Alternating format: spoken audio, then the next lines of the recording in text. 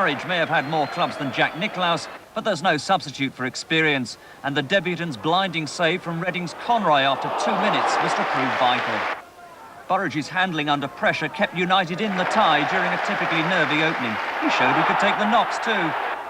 John Anderson is never afraid to have a go, and this rasping drive tipped over by Francis was a sign of better things to come.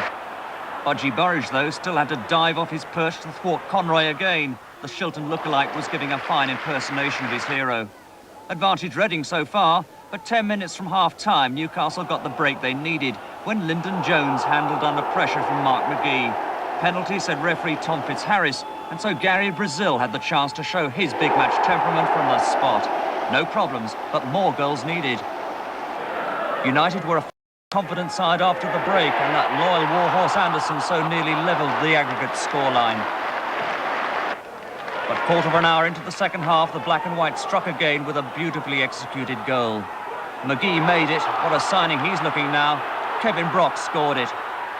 St James's Park was buzzing again.